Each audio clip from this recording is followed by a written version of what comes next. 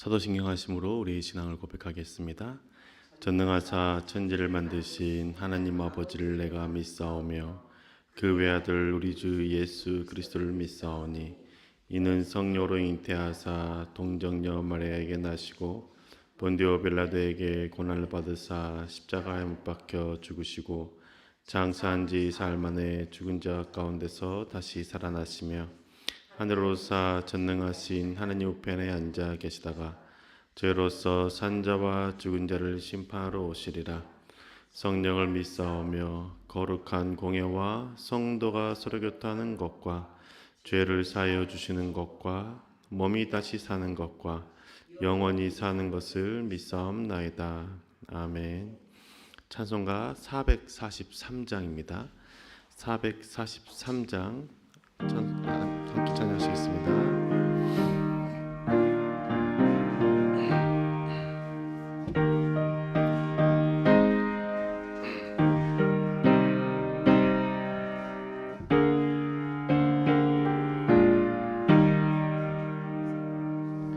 아침 햇살 비칠 때 찬란하듯이 주님 얼굴 대할 때 마음 즐겁다.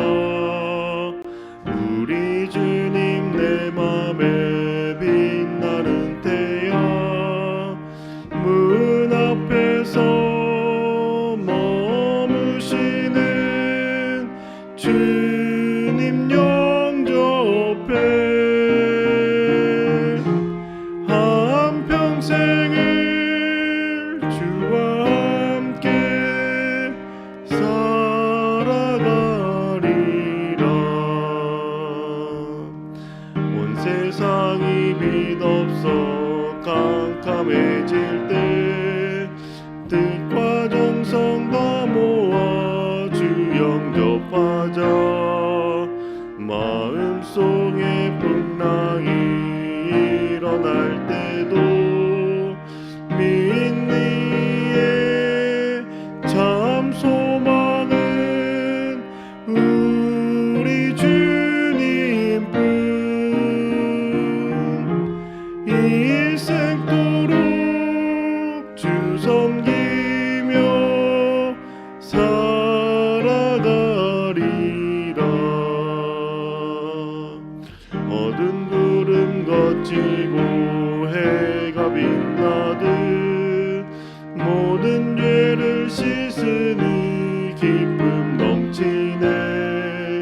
주의 은혜 맘속에 가득히 받아 생명의 주 늘 모시고 향기가 되어 영광스러운 한 세상을 빛내어 보자. 아멘. 오늘에게 주신 하나님의 말씀은 느헤미야 5장 6절에서 13절의 말씀입니다. 느헤미야 5장 6절에서 13절의 말씀 함께 봉독하시겠습니다. 그들의 울부짖음과 탄식을 듣고 보니 나 또한 치밀어 오르는 분노를 참을 수가 없다. 나는 그들이 울부짖는 내용을 신중하게 살핀 다음에 귀족들과 관리들에게 어찌하여 같은 결의끼리 돈놀이를 하느냐고 호되게 나무랐다. 이 문제를 다루어야 하겠다 했기에 나는 대회를 열고서 귀족들과 관리들에게 말하였다. 우리는 이방 사람들에게 팔려서 종이 된 유다인 동포를 애써 몸값을 치르고 데려왔소. 그런데 지금 당신들은 동포를 또 팔고 있소. 이제 우리더러 그들을 다시 사오라는 말이요.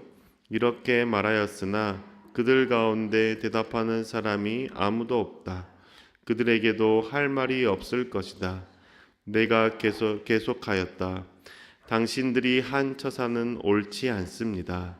이방인 원수들에게 웃음거리가 되지 않으려거든 하나님을 두려워하면서 살아야 합니다. 나도 나의 친족도 그리고 내 아랫사람들도 백성에게 돈과 곡식을 구워주고 있습니다. 제발 이제부터는 백성들에게 이자 받는 것을 그만둡시다.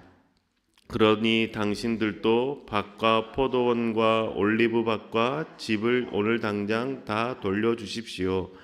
돈과 곡식과 새 포도주와 올리브 기름을 구워 주고서 받는 비싼 이자도 당장 돌려주십시오. 그들은 대답하였다.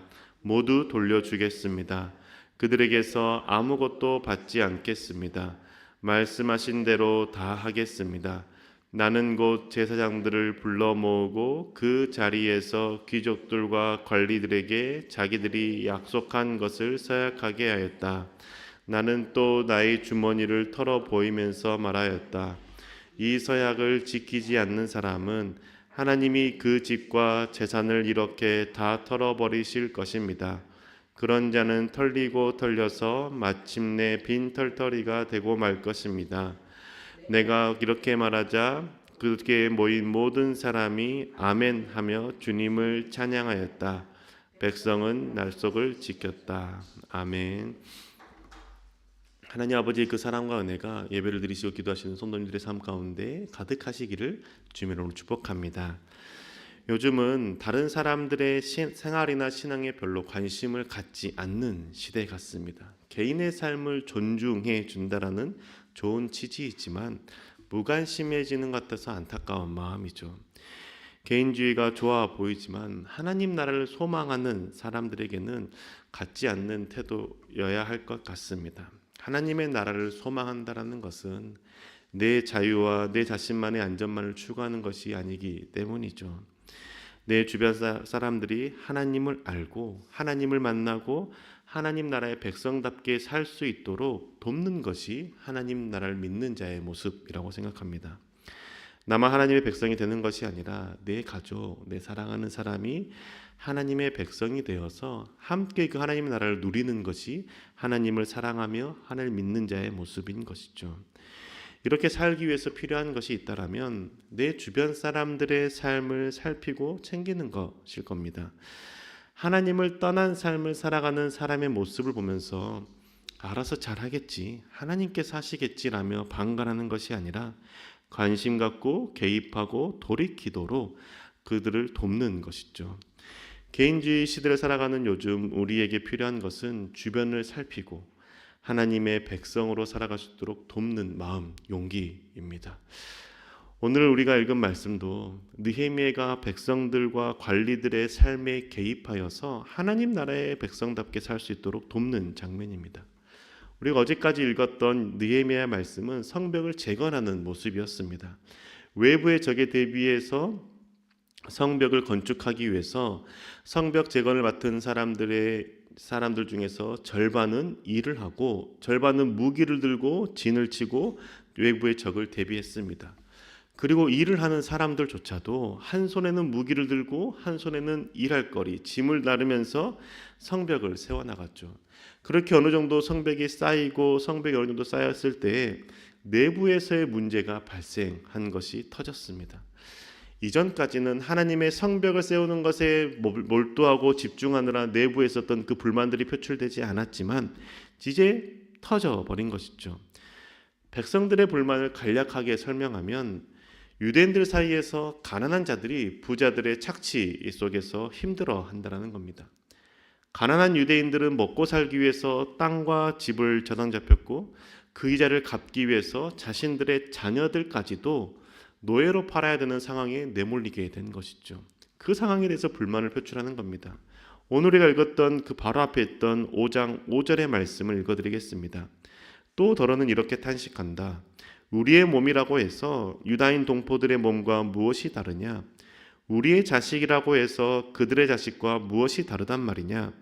그런데도 우리가 아들, 딸을 종으로 팔아야 하다니 우리의 딸 가운데는 벌써 노예가 된 아이들도 있는데 밭과 포도원이 다 남의 것이 되어서 우리는 어떻게 손을 쓸 수도 없다. 같은 유대인들끼리 안전하게 살 수 있는 그 도시, 그 나라를 만들기 위해서 성벽을 재건하고 있었습니다. 그런데 그 성벽이 재건된다고 해도, 성벽이 세워진다고 해도 가난한 자들이 보호받지 못하는 나라가 되어버리는 것이죠. 포로로 삶을 살아가던 것과 별반 다를 것 없는 삶을 살게 되는 겁니다. 노예의 삶을 예루살렘 땅에서 또다시 살아야 된다는 그 슬픔에 탄식하는 것이죠. 그런 불만들이 곳곳에 터져 나오는 겁니다. 이런 불만들이 들려올 때 느헤미야가 어떻게 행동했습니까?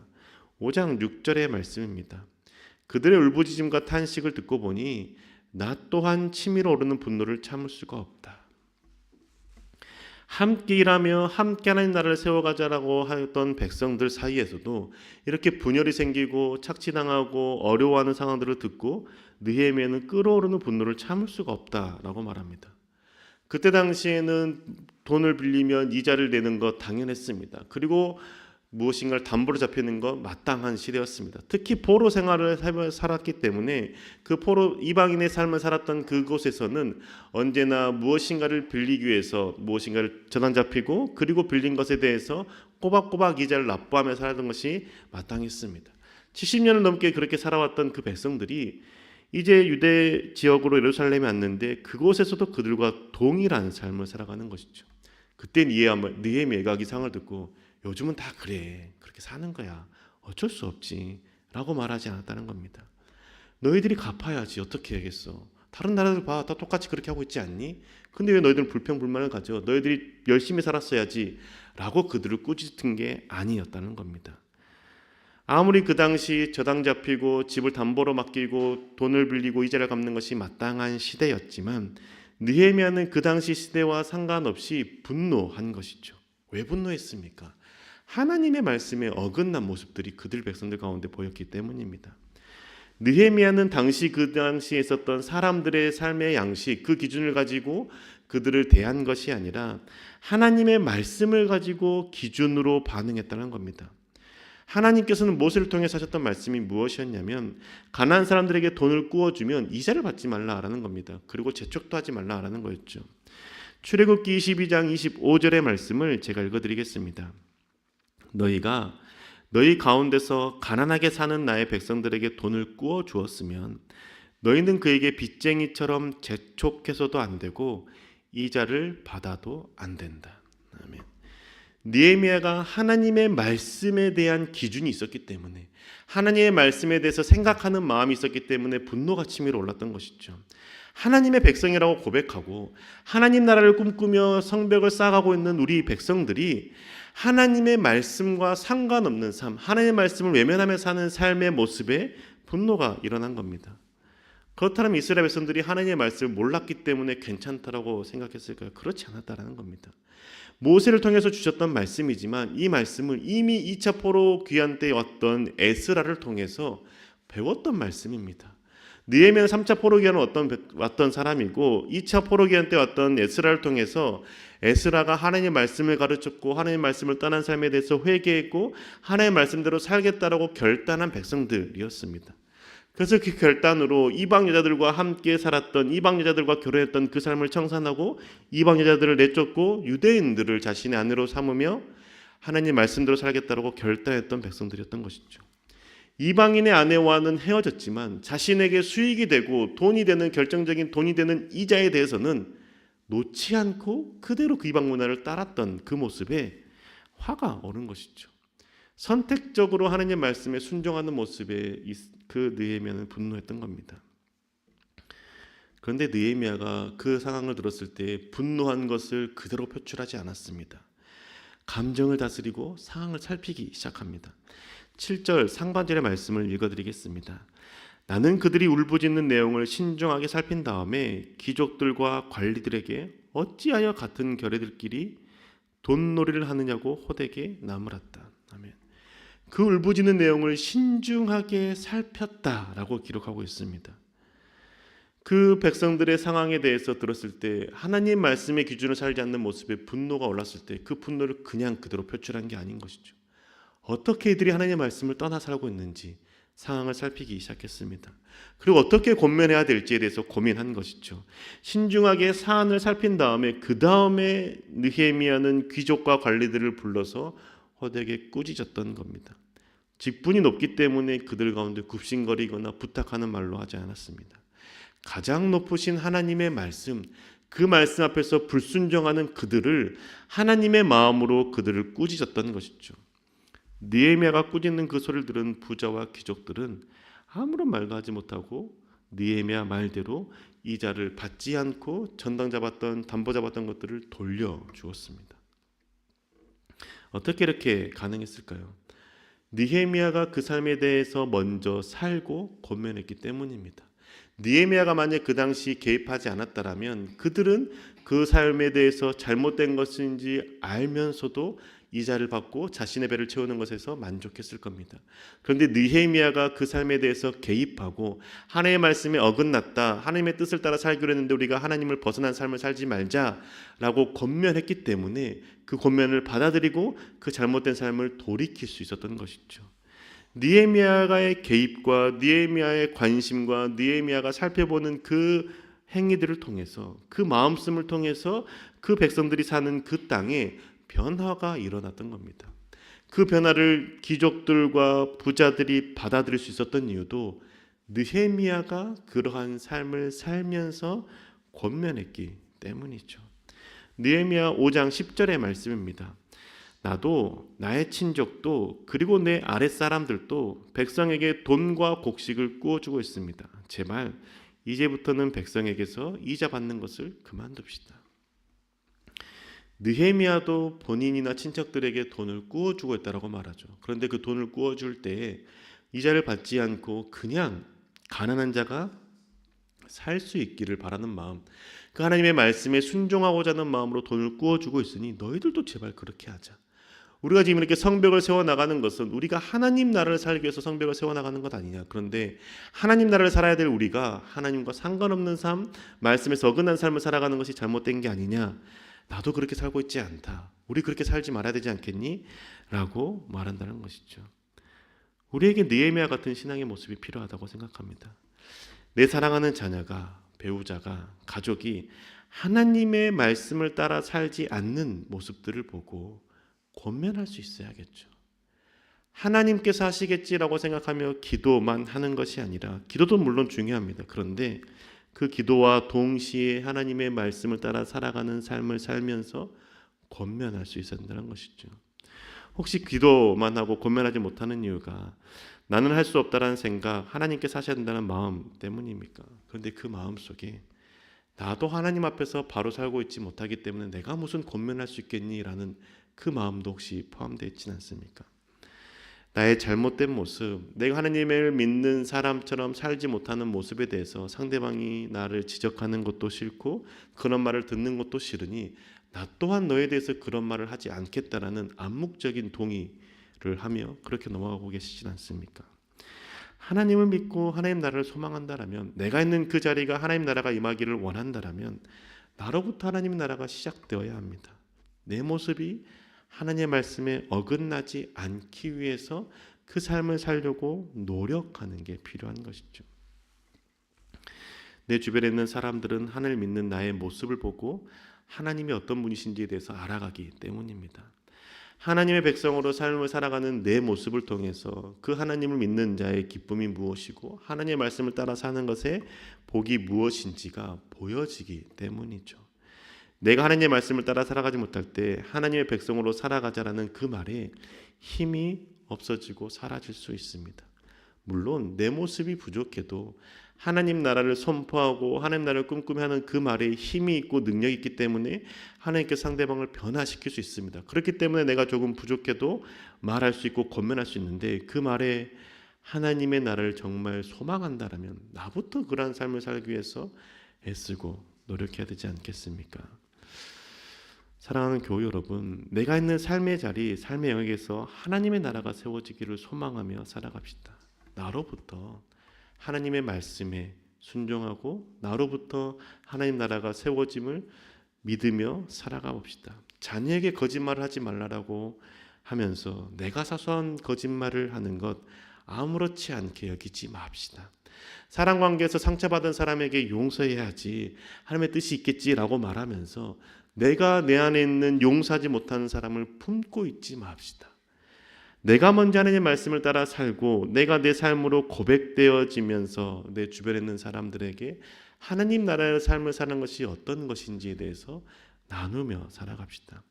하나님이 알아서 하나님의 때에 알아서 해주시겠지라는 마음으로 방관자의 모습을 살지 맙시다. 내가 있는 곳이 하나님 나라가 되기를 갈망하는 그 마음으로 나도 하나님 나라의 백성답게 살고 그 백성답게 사는 모습을 통해서 권면함으로 나의 가족이 나와 만나는 사람들이 함께 하나님의 나라를 누릴 수 있도록 우리 권면하고 함께 변화하고 성장해 갑시다. 개인주의가 만연한 이 시대에 하나님 나라를 소망함으로 주변을 살피고 함께 하나님 나라를 누리며 살아가는 저와 교회 여러분 되시기를 주의 이름으로 축복합니다. 기도하시겠습니다. 주님, 우리는 부족하고 연약합니다. 그런데 하나님의 말씀에는 힘이 있고 능력이 있음을 믿습니다. 그 말씀 앞에 내 자신을 맡깁니다. 내가 먼저 하나님 나라를 누리는 자가 되게 해주시고 하나님의 말씀에 순종하는 자의 삶을 살게 인도하여 주셔서 하나님의 말씀을 따라 사는 것이 힘들게만 여겨지는 것이 아니라 그 말씀을 따라 살 때에 하나님 주시는 그 기쁨, 하나님이 행하시는 그 놀라운 일들을 고백하며 간증하며 살아가시도록 인도하여 주시옵소서. 하나님, 그래서 내 주변에 내 사랑하는 가족이, 배우자가, 자녀가 함께 만나고 교제하는 사람들이 하나님을 떠나는 모습들, 하나님의 말씀에 어긋나는 삶을 살아가는 그 모습들을 볼 때 하나님께서 행하시겠지라고 그냥 기도하는 것이 아니라 권면하며 하나님의 말씀을 따라 살기를 함께 소망할 수 있도록 우리의 마음을 주장하여 주시고 말할 수 있는 용기 허락하여 주시고 주님을 따르는 삶을 살아가는 본이 되는 삶을 살 수 있도록 인도하여 주시옵소서. 그래서 내가 있는 그곳에 하나님 나라가 임하게 하여 주시고 나로부터 하나님 나라가 세워지며 그 하나님 나라를 함께 누릴 수 있는 기쁨 허락하여 주옵소서. 우리 삶 가운데 언제나 함께 하시고 역사하실 줄 믿사오며 살아계신 우리 주 예수 그리스도의 이름으로 기도합니다. 아멘. 하늘에 계신 우리 아버지여, 이름이 거룩히 여김을 받으시오며 나라의 임하옵시며 뜻이 하늘에서 이룬 것 같이 땅에서도 이루어지이다. 오늘날 우리에게 일용할 양식을 주옵시고 우리가 우리에게 죄 지은 자를 사하여 준 것 같이 우리 죄를 사하여 주옵시고 우리를 시험에 들게 하지 마옵시고 다만 악에서 구하옵소서. 대개 나라와 권세와 영광이 아버지께 영원히 있사옵나이다. 아멘.